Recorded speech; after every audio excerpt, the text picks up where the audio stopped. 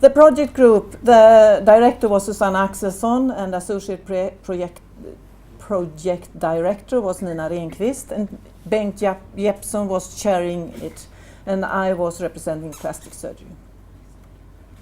Published 2010, and you have to remember that the stronger the evidence, the lower the likelihood that new research findings would affect the documented results within the foreseeable future. Other results might not be actual today. This goes mainly for areas where the evidence is insufficient, limited, or contradicting. Excuse me, that's a Swedish word. The questions addressed for plastic surgery was: is antibiotic prophylaxis effective in preventing local and general infections after plastic surgical procedures, and which in that case? How well does the underlying scientific evidence support these effects? And which antibiotic preparation, what doses and treatment times gives the best effect relative to the risk for side effects and development of resistant strains of bacteria? We had inclusion criteria. We looked at all ages of patients in both daycare and inpatients. We looked mainly for systemic use, but for some areas local administered drugs were included as gentamicin in implants and so on. Other local antiseptic treatments as preoperative scrubbing with hibiscrub, chlorhexidine was not included. The type of surgery we looked at was both diagnostic and therapeutic within these areas. It was gastrointestinal surgery and so on. You see plastic surgery, breast cancer surgery, head and neck surgery, oral and maxillofacial surgery. It was a good group. Before starting, when we had started, we also did a questionnaire and we sent it to the university plastic surgery departments, and 7 answered. And this is a summary of what we found for the regime that was used at these departments. For skin surgery, including skin cancer and otoplasty, for example, there was normally no prophylaxis. For cleft lip and palate, soft tissue surgery as breast reduction, abdominoplasties, flaps, different routines regarding the use of prophylaxis and type of drugs were used. When used, equacillin or sinasef was chosen in 1 dose or for the first 24 hours post-op. And 5 departments reported that they registered post-operative infections, and 2 had a local register.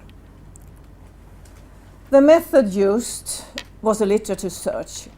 SBU has established a thorough and systematic method by which available databases are searched to identify all literature relevant to the issues to be addressed in the project.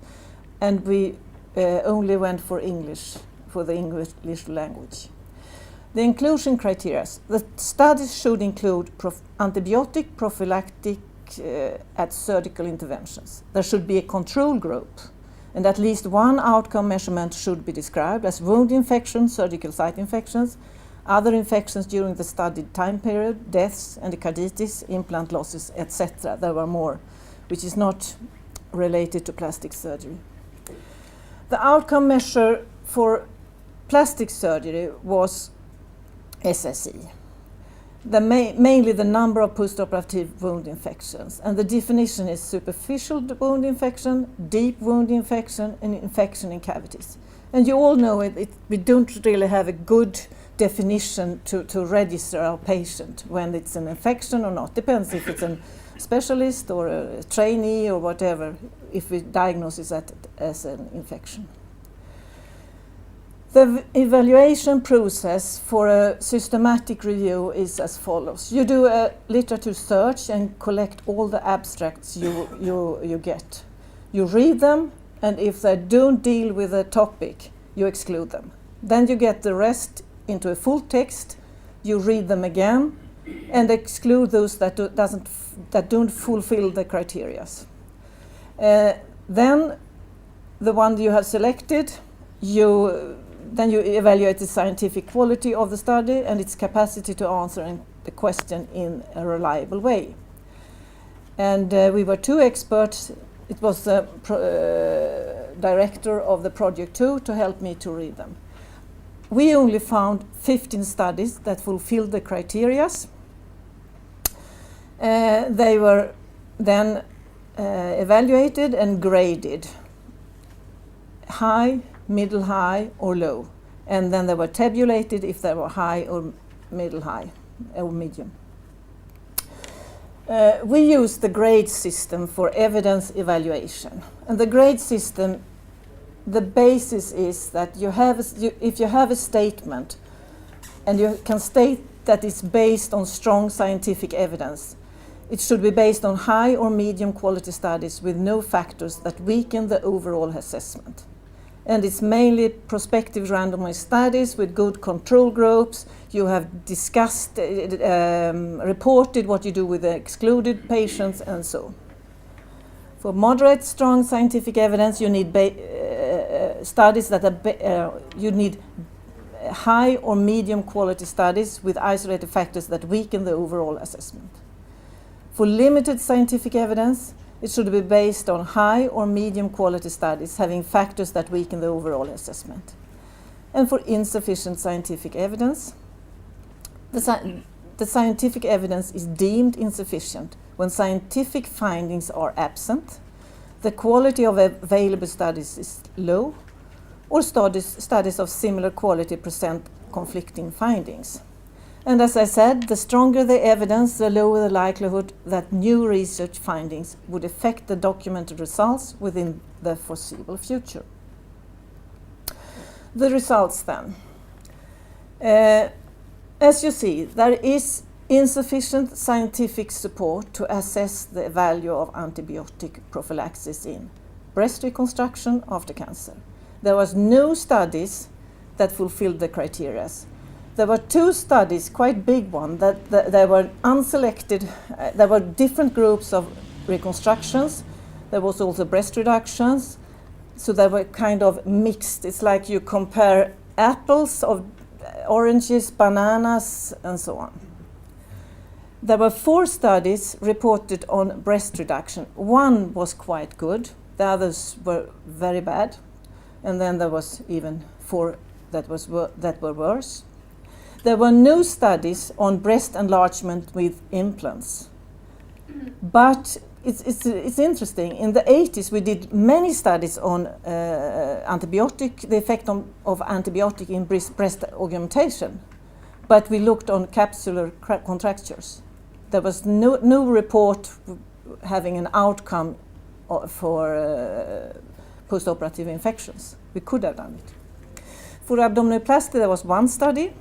For cleft palate surgery, there were mixed studies. There were studies performed where you compared cleft palate surgery, urology, hypospadias, you mixed it all.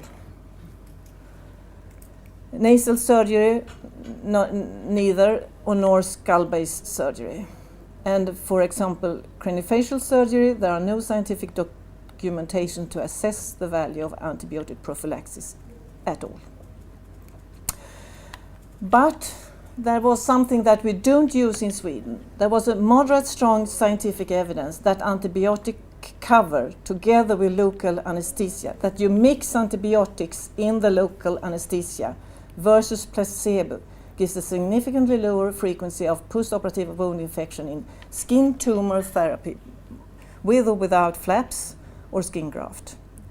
The SSE was reduced from 2.5 to 4.5 to below 1.5%. This was based on 4 studies with more than 4,000 patients. And the antibiotics used was cefalozin, clindamycin, or equacillin equivalent nafcillin. I also included for head and neck cancer, although it was not performed by me. They found a strong scientific evidence that antibiotic prophylaxis gives a significantly lower frequency of postoperative wound infections in head and neck cancer surgery, including both skin and mucosa. And there was a moderately strong scientific evidence that 1 day is effective as many days. So we shouldn't do more than 1 day. And there was a limited scientific evidence that the effect is more effective if the antibiotic covers both aerobe and anaerobe bacteria.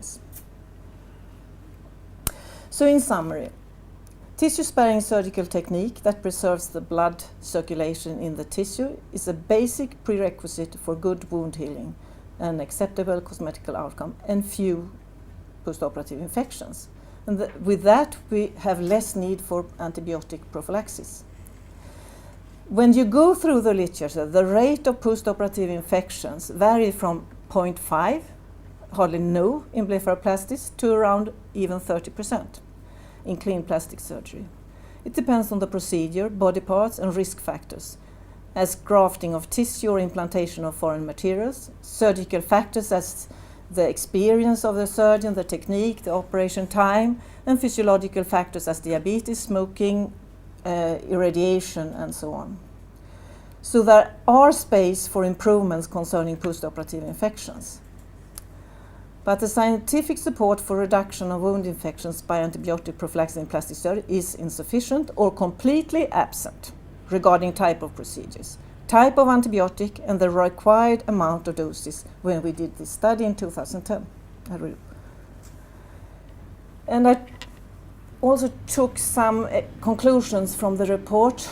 A transition to single-dose prophylaxis would probably reduce the risk of development of resistant strains of bacteria without increasing the risk of infection.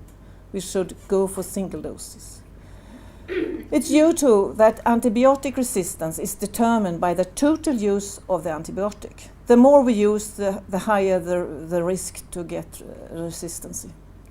And when the purpose of antibiotic treatment is to prevent infection, a single dose is in most cases as effective as multi-doses.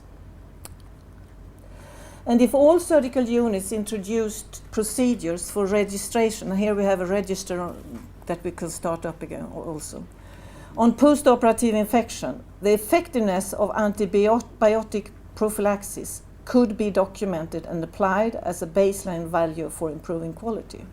And to be effective, such a register would need to be based on simple administrative routines, a clear definition of the term postoperative infection, and adequate long-term follow-up of patients.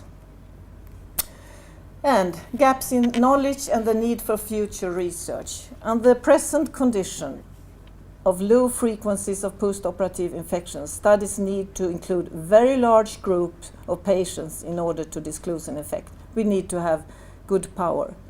And studies designed to investigate whether alternative methods to reduce the number of bacteria accessing the wound would be of value. So we don't need to use antibiotics, not least because of the risk of an increase in antibiotic-resistant strains of bacteria. Thank you.